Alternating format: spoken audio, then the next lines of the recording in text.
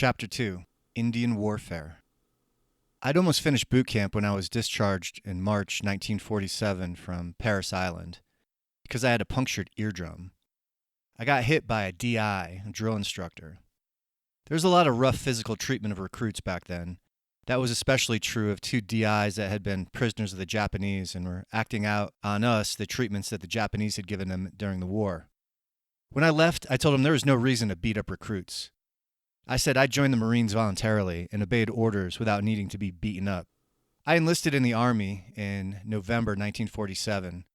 I got sent to Fort Ord in California for basic training. Our MOS was 1745 Infantry. Back then, we were assigned to the 11th Airborne Division and took airborne training at Yamamoto in Japan.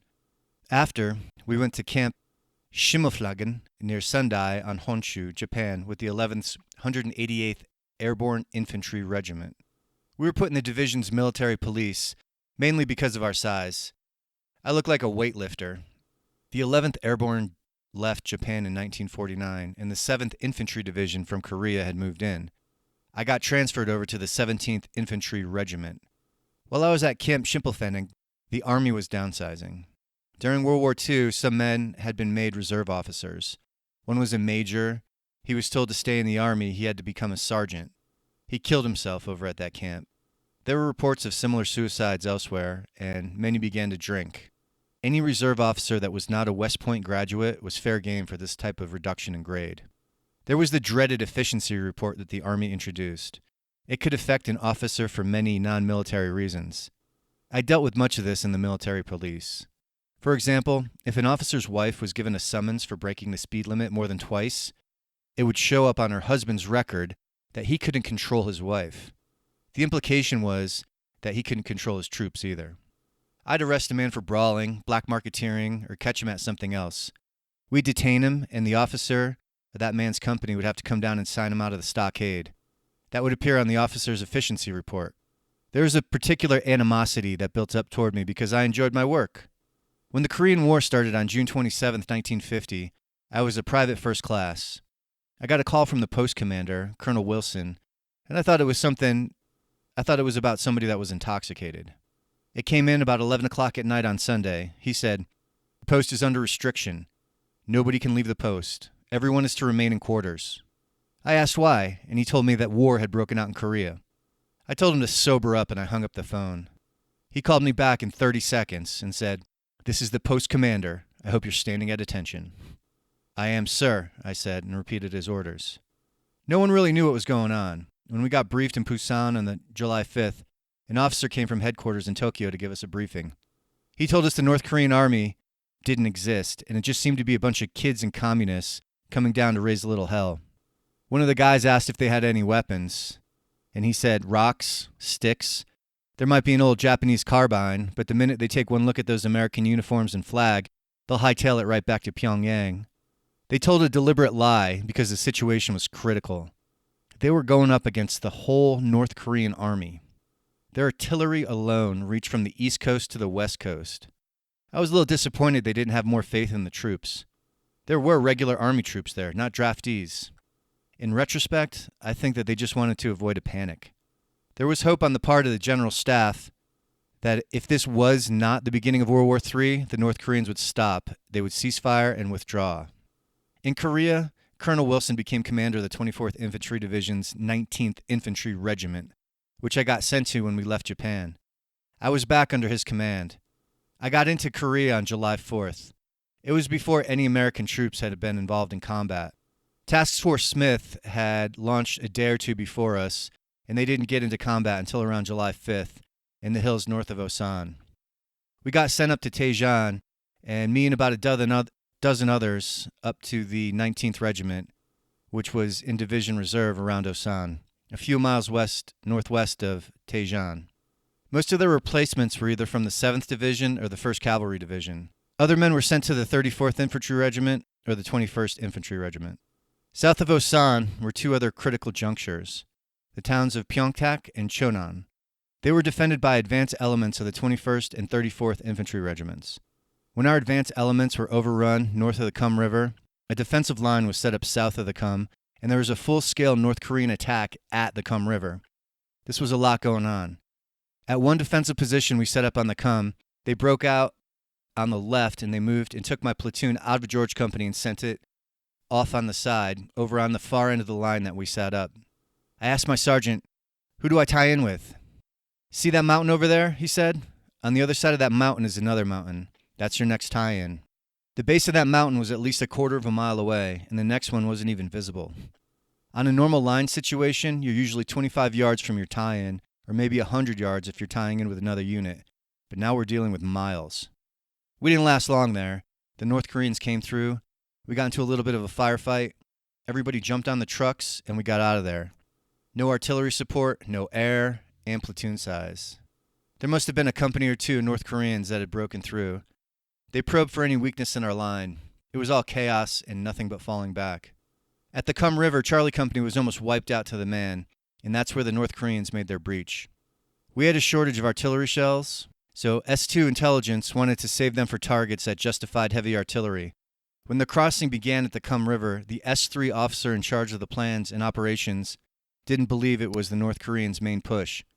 Then, when the North Koreans started to come across in force, there was insufficient firepower to stop them, and all three regiments of the division, the 34th, 21st, and 19th, fell back towards Taejan.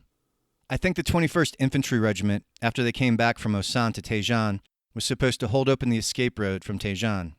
Two North Korean divisions were attacking. One made a full division frontal attack, and the other overran a South Korean regiment. They ran into the 21st Regiment, which took some casualties and withdrew, so our escape route was cut off, and we were surrounded in Taejan. They just didn't have the manpower to cover the width and breadth of the peninsula. They were up against insurmountable odds, plus the North Koreans had air cover. At Taejan, the regiment got strafed a couple times.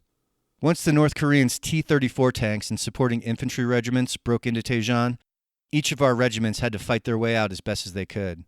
What seriously complicated matters was the near total lack of radio communication between units. Units had to act on their own instincts and determination. Our regiment, the 19th, had over 600 dead by the time we fell back toward Pusan. The other regiment's casualties were equally appalling. When the defense began to break up under that pressure of assault, there was a constant retreat back to Taejan. It was Indian warfare. A skirmish here, a battle there. There was constant pressure, steady casualties, 7, 8 casualties a day, in a unit that was considered moderate. Some lost 200 men in one day. No one knew what the hell was going on. It was messed up. By the time we got back to the Naktong line, the Marines had landed. One unusual thing there was a lieutenant whose first name was Joe, and that's what he wanted to be called. I didn't have much confidence in an officer that just wanted to be called Joe. He'd argued with the captain about which way to get out of Taejan. The captain allowed him to address the troops, which was unusual. The lieutenant said, "Come with me. We have 2 trucks. We'll head south to Pusan. Otherwise, we'll never get out of here." I think he was joined by 2 or 3 squads, just short of a platoon, and they headed south and were never heard from again.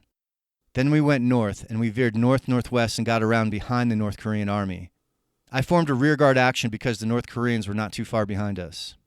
We went through a little village and came across what I recognized as guerrillas. They were soldiers dressed up in civilian clothes, but they didn't have any visible weapons. The man who was in charge of them spoke reasonably good English. We formed a roadblock on that road, and the first thing he said was, "Oh, rifle, could I see?"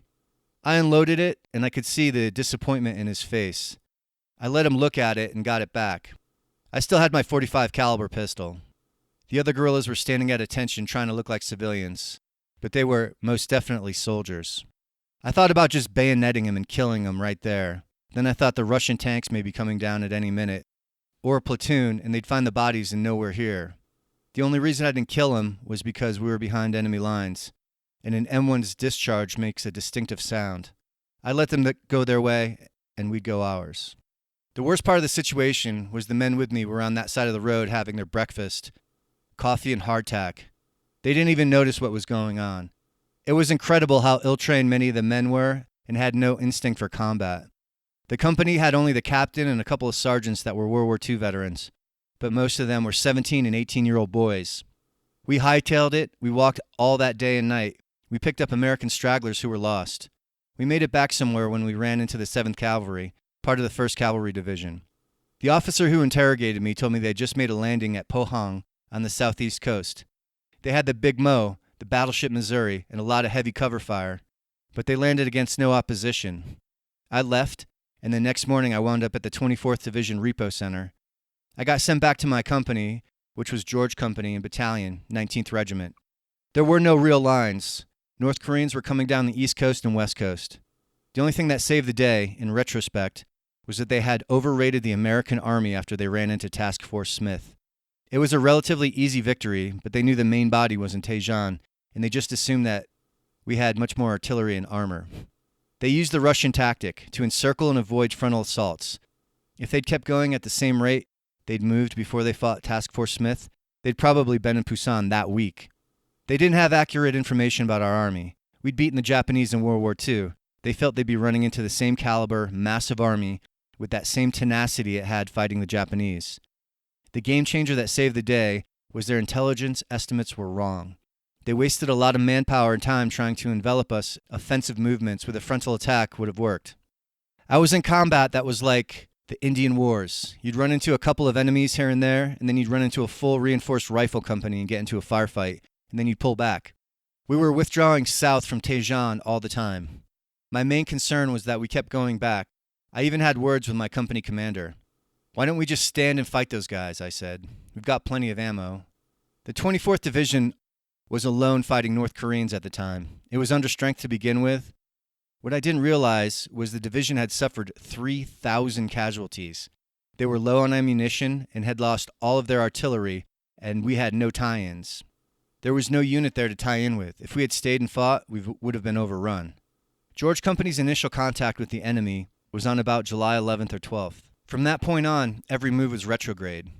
It was always fight over there, pull back, and set up a blocking situation and then pull back. There were no advances. Constant retreat all the way back, except for those units that got surrounded and cut off. We had so few men at that time that a platoon would take a position that a company or battalion would normally have taken. If it had not been for the fighting spirit of several GIs, it would have been worse. You never know who would be heroic and who would not. One of the big picture problems was the South Army. When you ran into them, you didn't know for sure whether they were turncoat or not. A lot of incidents where we passed South Korean army troops and they had North Korean troops embedded with them, or they actually were North Koreans dressed up in South Korean uniforms.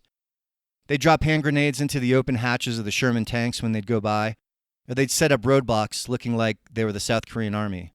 Then they'd try to massacre anyone who came into their sights. MPs working behind our front lines were another target. You never knew who you were dealing with, and that became problematic. You couldn't shoot them on suspicion. You always gave them the benefit of the doubt, and that could prove fatal. I ran into a couple of those myself. We were in a battle on the way back to Chinju. We held up a hilltop position. The platoon sergeant of 2nd Platoon was Combat Joe, not his real name, a staff or a tech sergeant. He got orders to pull back after Weapons Platoon with its heavy equipment pulled back. A PFC and I were told to remain on the hill to cover the 2nd Platoon's retreat. 2nd Platoon left the hill and crossed the river as darkness fell. No one fired at them. They were safe because we were on that hill providing protective fire. Combat Joe got a Silver Star for leading that retreat. We got nothing for staying by ourselves on the hill and providing protective fire. The North Koreans launched their attack, and it must have been company size or a reinforced company of at least 200 men. There were only 2 of us, and we had a BAR and a rifle. We got off as many rounds as we could, and by the time we got to the crest of the hill, it was getting dark, but we made it down to the other side. We were halfway across the river when they got up to the position we had just left. They fired and peppered some rounds around us. I got separated when part of the company left the hill. I was in 3rd Platoon. I had no idea where they went and fell back to join the company south of the Kum. It was pitch black by that time. We made it to the other embankment. There were a lot of GIs milling around. They didn't know where the rest of their company was. Captain had sent them off to do something. The next thing you know, a lieutenant from an artillery unit came running down the road yelling, "Tanks! Tanks! Tanks!" There was a firefight going on 800 yards away. Heavy weapons, machine guns, and Russian tanks had broken through and crossed the river, about a quarter of a mile away from us. You could hear the firing and hear the tanks coming down the road. Nobody knew what to do. It was helter-skelter. I tried to take charge of at least 20 men. I lied and told them I was an NCO, and I told them no bugging out or I'd shoot them myself. I said if we stick together and fight, we'll get out of here. As we were going down the road, the tanks came up right behind us, so we scattered and ran off the road. I was at the tail of the column. I stayed behind a hut and a column of about 3 or 4 tanks stopped 40 yards from the hut I was hiding behind. The rest of the company ran off into the hills. The North Koreans had brilliant eyesight. They were outdoor people and used to the woods and hills. They were just like those Apache Indians, and we were on their terrain. I assumed the North Koreans would stop their movement, but they kept going, and I stayed behind a wall at the end of that hut. There was a moment when 3 North Koreans seemed to be heading directly toward me. I was ready to shoot them. They went up against the building and urinated. Then they turned around and left. I was getting ready to get up and take off when out of the darkness came another North Korean. He was an officer. I could tell from the tanker helmet that he wore. Then he urinated too. I was going to jump out and cut his throat when he turned around and walked away. I rose up to do that, knife in my hand, when 2 more North Koreans came around from further back than the tank officer. I was in a push-up position, and I didn't move a hair. They didn't see me. They finally left, and I relaxed. I got up the hill and called out for any GIs, only to realize that no one was around. Darkness has fallen, so it must have been about 8 o'clock. I made it to the crest behind the village and walked all night. I followed a trail of rifles and other equipment. It was a regular practice when Americans were falling back to throw away their weapons, ammunition, canteens, and other equipment. A helmet here, a helmet there. I followed them. I had a bad case of dysentery. I went into Korea weighing 220 pounds, and when I got to the hospital, I was down to 160 pounds. I was sick. I stopped every 25 minutes to defecate and lost blood. Dysentery in Korea took a lot of casualties. The water there was polluted. You never knew where the water you were drinking was coming from. I had enough muscle that it didn't knock me out. Some of them, especially those that got captured and had dysentery, died. I caught up with what was left of the column of troops. There were only 14 of them, and I said, "Where's the rest of the company?" During the night, someone stopped by his own decision, and everyone thought they were taking a break to rest. Turns out this guy arbitrarily decided he needed to rest, and some men stopped where he was, and the other men kept going. Those 14 men had caught up with other men from George Company and men from Easy Company. It was hard to tell who was there. We were about 10 miles northeast of Chinju and trying to reach Pusan. Most men from my battalion were scattered into the hills. There was absolute, total confusion caused by being overrun by tanks and infantry and to be outnumbered 20-1. We had no tanks or anti-tank weapons and no artillery. It became every man for himself. I was at the tail end of this column when we got to the ravine, and it didn't look too smart to go into this draw. It looked like the inside of a cup. There were no exits. There was a sheer cliff. On the left, a cliff directly to the front, and on the right, there was a pathway that led to the high ground of another hill. They went down the hill, and I was so sick, I said to myself, I'll catch up with them in the evening. I had to rest. I had to sleep. I covered myself with all the dead leaves I could find and a couple of sticks and fell asleep. They all walked down this ravine. I don't know how long I was asleep. Then I heard an inner voice that said, "Wake up, or you're dead." And just as I woke up, a North Korean machine gun had opened up on that column. The North Koreans had walked right by me on that path. Thank God I camouflaged myself. The North Koreans were now forward of me, and I couldn't see where their machine gun was. I wanted to take it out because it killed most of the people in that column. Some GIs made it to the high ground. I finally managed to get up and go in the ravine. I came across a wounded guy shot in both legs. I had dysentery and was down to 160 pounds. The man asked me to take him with me because the North Koreans were not taking prisoners. I did the best I could. North Korean machine guns were raking men going up that hill. There was no way we could get up that path because that was death. There was no way I could carry him. I could barely move myself. I debated whether to give him the coup de grace. I left him a hand grenade and told him that's the best I could do. I climbed through the narrow little funnel, a small rain ravine, into the side of the hill. Sticks and wedges poked out, but I got to the top. When I got up there, I looked down at that GI and again debated about giving him the coup de grace. Because I knew, even if you were in good shape and you were taken prisoner, there was a good chance you wouldn't live. But a wounded man had no chance. At that time, North Koreans were shooting prisoners. What happened to the men of Task Force Smith that were taken prisoner got back like wildfire. And then the torture of prisoners was the order of the day. If you were wounded and you couldn't walk, you were dead. They weren't about to get a stretcher for you. I couldn't do it. I don't know why I couldn't shoot that boy. It's the hardest thing I ever came across. I don't know what happened to him. I'm sure he was either murdered by the North Koreans or blew himself up with that grenade. When I got to the top of the hill, there was a group of GIs sitting there. They were replacements who had come in during the night. They had no combat experience and inadequate leadership. They did not know what to do. They were going to sit there and be taken prisoner. I told them they were insane. I told them that the North Koreans weren't taking prisoners and would take their weapons and then shoot them. One of the NCOs with the new replacements decided they'd be better off if they surrendered, and they were just sitting there with their rifles laying down beside them. The sergeant was going to surrender en masse, and I told him they're absolutely crazy. I thought for a minute about shooting him and making the GIs get up and go. They were probably all murdered anyway. I didn't shoot the sergeant because the Army's a funny place. Sometimes you do the right thing and you wind up getting court-martialed. You don't know who would survive or how the story would be told. I told those troops, you have no idea what you're doing. Just get up and run while you can. There's an interesting story about replacements. When 2nd Battalion, my battalion, received replacements in the middle of the night, we were in close combat. Our company commanders didn't want to accept them. They must have had intelligence that the battalion was going to be attacked that night. Even though they didn't want to have replacements come in that situation, they were so short of troops that they dispersed the replacements to the platoons on the front line. The new men were confused. What happened is basically everything you don't want to have happen. The company commanders felt it would cause more confusion to keep these new replacements behind the line, instead of waiting until morning, when they could actually integrate them in with a little more control. So they sent them to the front line at night. You had brand new 17-year-old kids one day on the line with no combat experience and inadequate basic training. They were thrown into combat in a position that was surrounded and being overrun. Then we ran into more people on the other side of the mountain that were going down. After the North Koreans attacked with that machine gun, the guys going up the hill, they sent men in a pincer movement to get behind the mountain.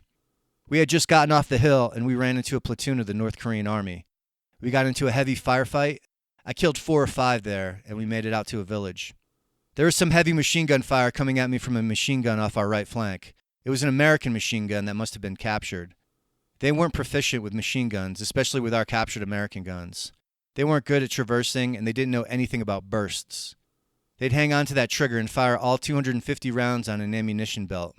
They'd make those guns inoperable. While I was lying prone and firing at the North Koreans, a Korean man, a farmer, came running out of his house carrying something in his arms. I was busy looking to find where this machine gun fire was coming from. I turned and saw him running up behind me. I thought he had a rifle.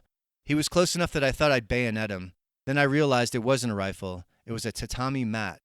His house was on fire from the tracer rounds that came in and had lodged in his dry thatched roof. He ran out to bring me a tatami mat so I wouldn't get dirty. I'd been living in the field for a solid month and must have reeked to the high heavens. We stood there bowing to each other, being polite, while all this gunfire was coming at us. If you saw this in a movie, you wouldn't believe it. It would seem inappropriate given what was going on, but that's what took place. It was chaos. They'd come out of nowhere. There was no line, but we got through it. We found out that behind the village, a cliff that went down about 80 yards.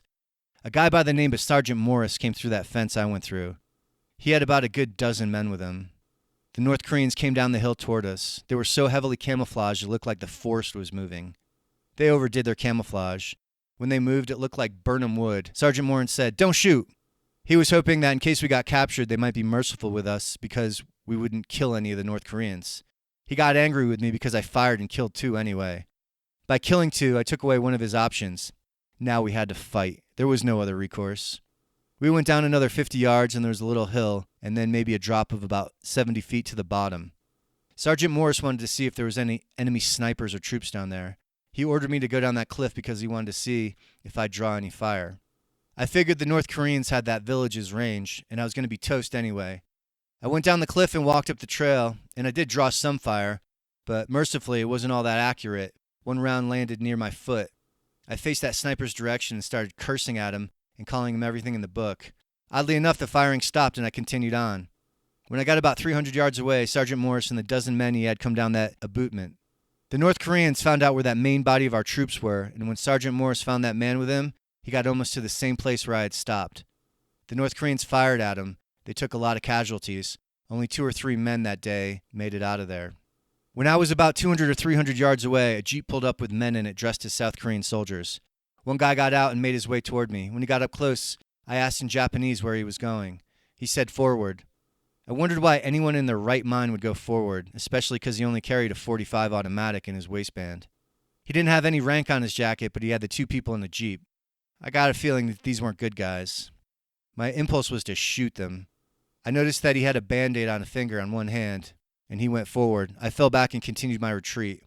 I walked right by those guys with my M1 in one hand and my .45 in the other. They didn't flex a muscle. It's one of those situations where you think, should I kill them or should I not? I found out later that North Koreans had it arranged. If they put their hands up, they would have a little white bandage on one finger, so other North Koreans would know they were on their side.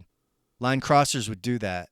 Had I known it at that time, I would have shot them right then and there, but I had no idea. Conned again. From the time I left the hill, it took me 2 days to get back to my unit. When I left, I walked all night. The next day, I ran into a group of South Korean soldiers. They were stragglers too, trying to connect with their unit. I stayed with them for a while. We eventually saw dust coming from the road, about a mile ahead of us. We knew it had to be American traffic from the distance between the trucks and the lack of camouflage on them. I made it to the road and saw a signpost that read 19th Infantry Regiment and 24th Infantry Regiment Division with an arrow pointing toward them. The division below is Chinju, about 40 miles west of Pusan. The Naktung River line hadn't been formed yet. I reported in and we went off on another retreat. We just kept falling back. I stayed as long as I could, but soon I went to sick call because of the dysentery. The medics let me sleep it off one night. The next morning I told the captain I was ill and asked if I could remain in the medical tent. He said I had to go back to duty. He hadn't seen me when I got into Korea about 3 weeks before when I weighed 220 pounds of muscle. At that time I was down to 160. I took one step out of the medical tent and passed out. That was the last thing I remember until I woke up in an ambulance going toward a railroad depot and that train ride back to Pusan.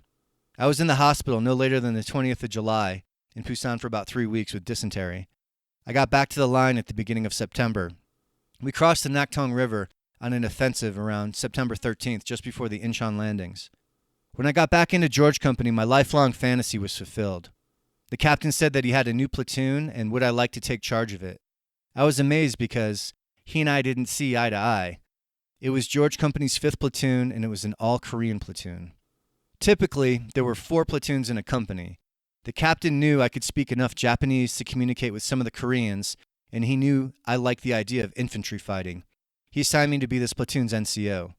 We had a young lieutenant who'd been a Marine on Iwo Jima, and he switched over and joined the Army.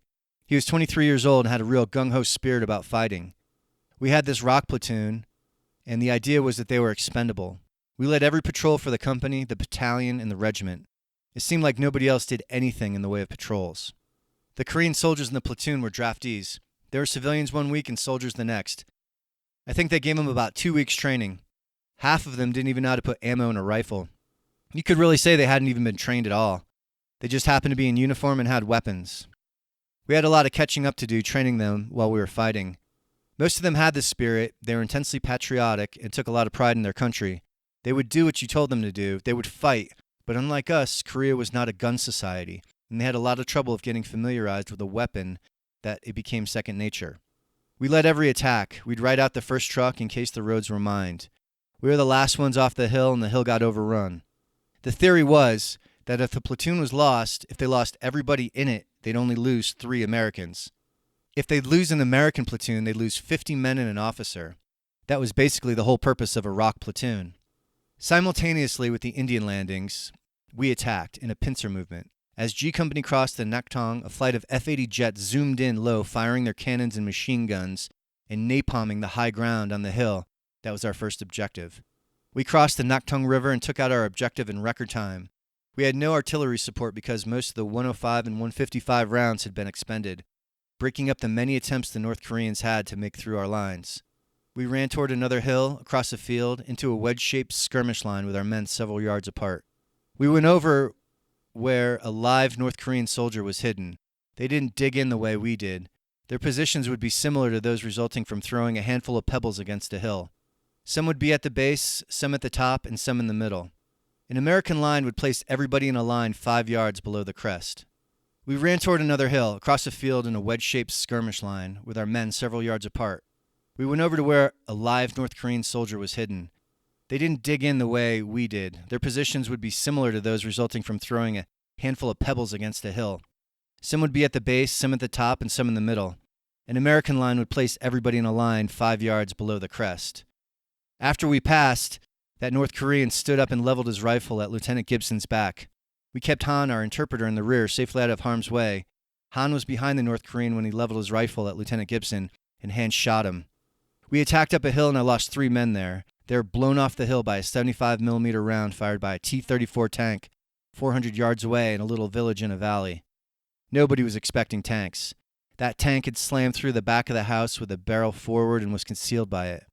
The T-34 had a low profile and covered by the small house. We had a little Air Force to help that day, but a plane might not see tank tracks leading to the house, and they would not be looking for a house. I loaded up one clip of 8 M1 tracer rounds and fired them in rapid succession in the general direction of the tank's fire had come from. The tankers probably thought it was a machine gun firing at them, and they thought it was a worthwhile target, thinking it would kill a crew of 3 or 4 and destroy a machine gun. They fired at where he saw the tracers coming from. My brother had rolled 8 feet to the left immediately after he fired his 8th tracer round. He said it was instinct that made him do it. The T-34's round exploded where he had been. We dug in for the night on a hill overlooking a road. The next morning, an airstrike came in front of us and napalmed and strafed the hill, just in case the North Koreans had sent another company to it. There was very little opposition as we moved out ahead. We got fire from the hilltops, but it wasn't accurate.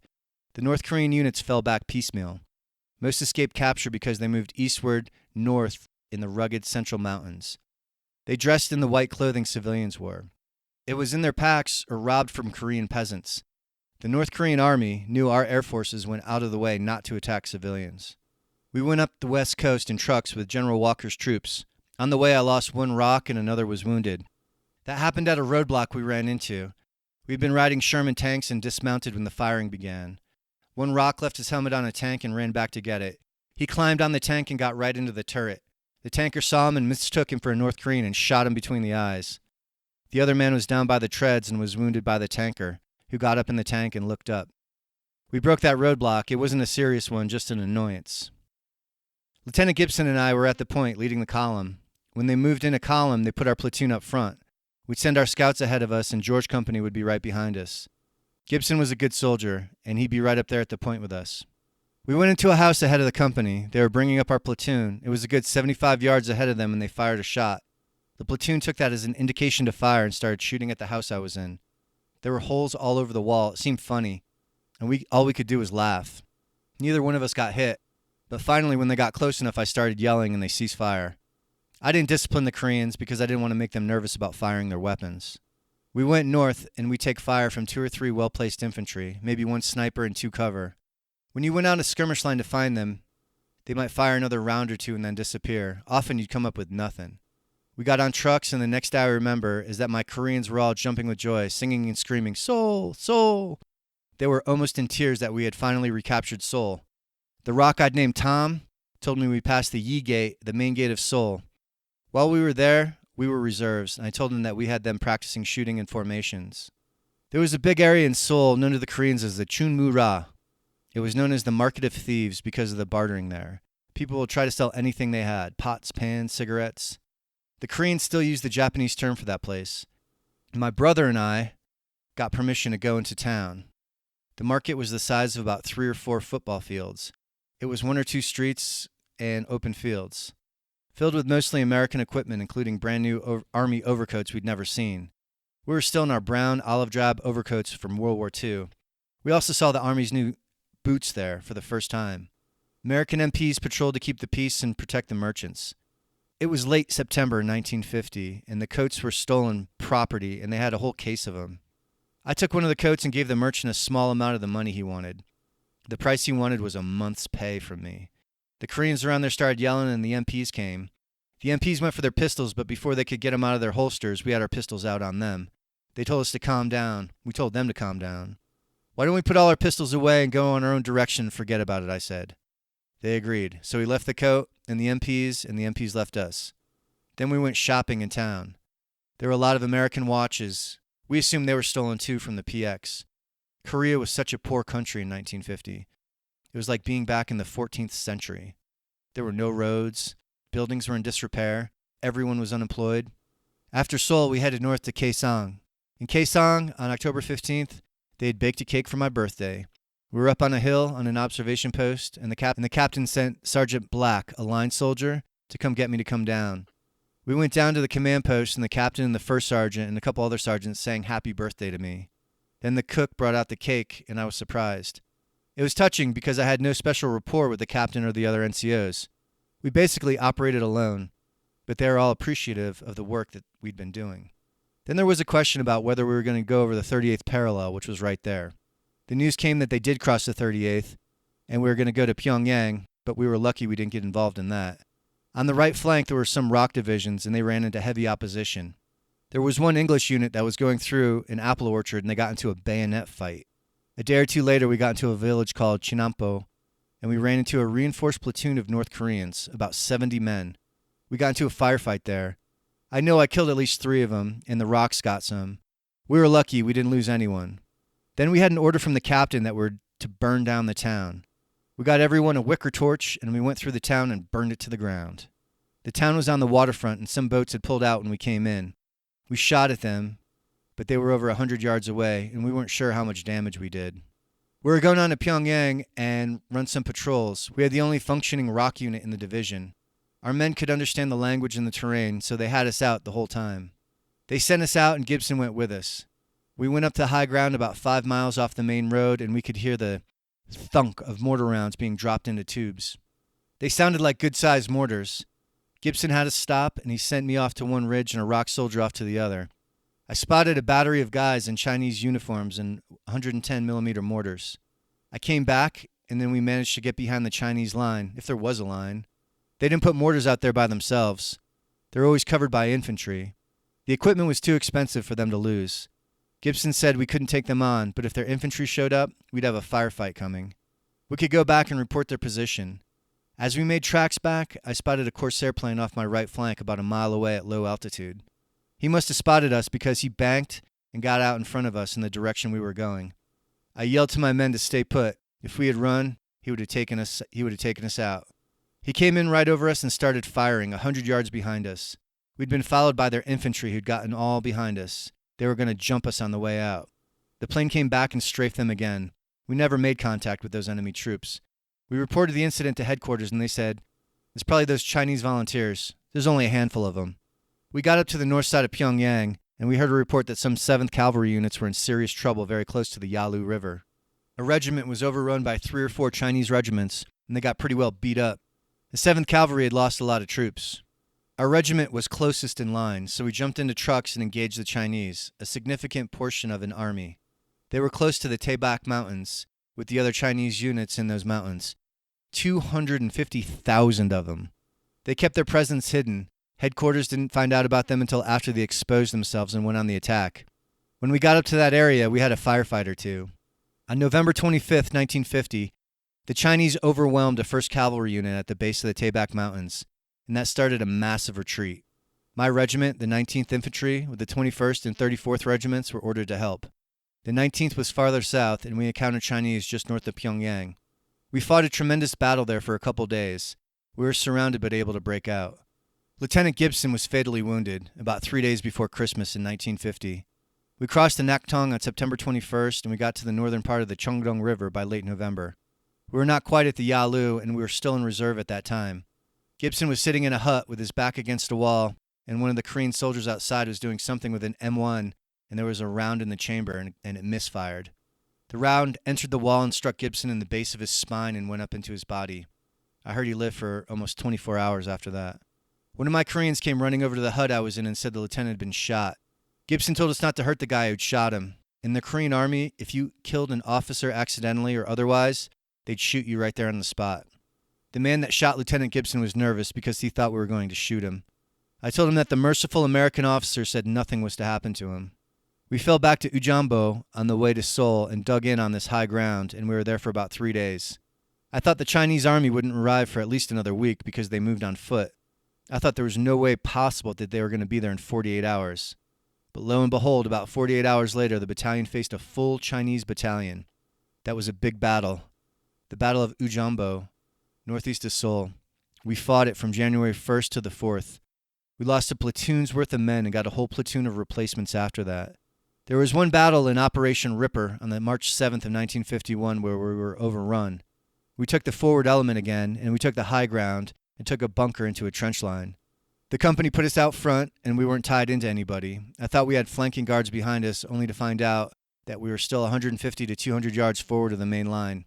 No one bothered to tell us that. The North Koreans counterattacked that night, and I'm not sure how many men got killed or wounded. We were in that bunker, and I just woke up from a dead sleep.